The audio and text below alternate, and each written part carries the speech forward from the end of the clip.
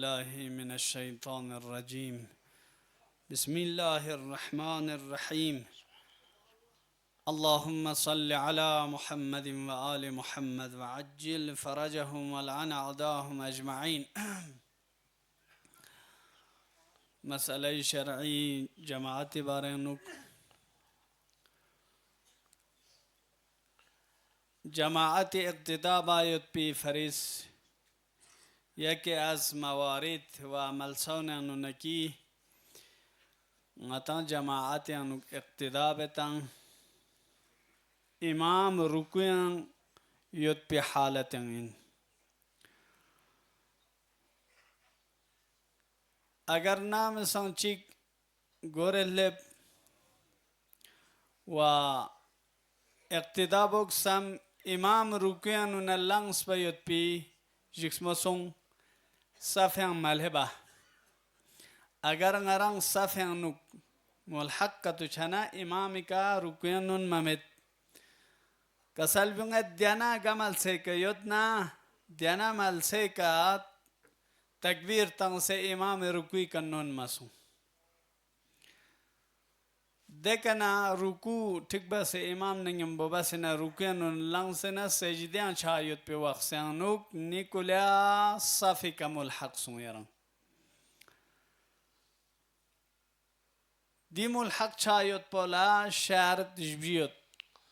شرط جبی نڈے سے یران دیو بانگین چین پس چیسوں صف پہ کا ملحب یران تغرین ساری لوس امام رکوین ان لانس پہ خطر شانا یران دیانی کا تکبیر تنگ سے رکوین سوں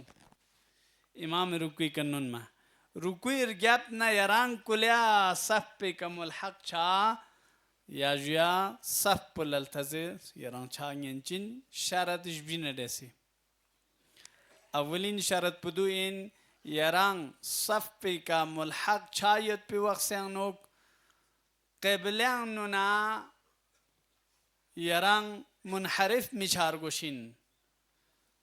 قبلیان نونا یونتیا میچار گوشین چیک نیسرسی شرائط جماعت دارار گوشین فقط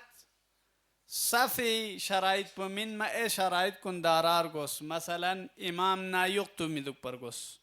سجبی امام نا تھوگان یقتو کتویدنا جماعت صحیح چھجمین دے امام خطایت معموم یقتو دو میدوک پر گوس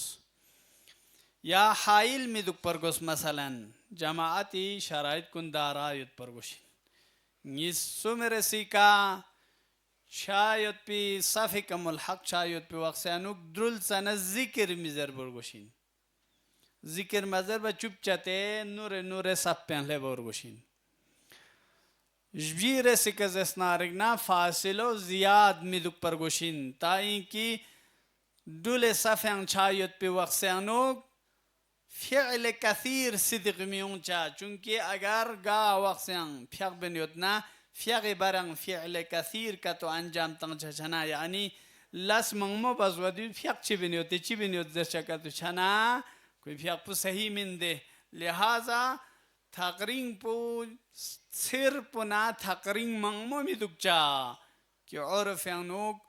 ودیو فیق آجوک سے تیادو لنچنیوت در چکا تو چنا کو جوکس پا مین چا پس دی شرائط جبیو نڈے سے کو صفی کا ملحب نام ساتھ اچار ایک تکبیر تنگ سے امام نہ رکوی کلے بچا ینچائین بر محمد و آل محمد صلوات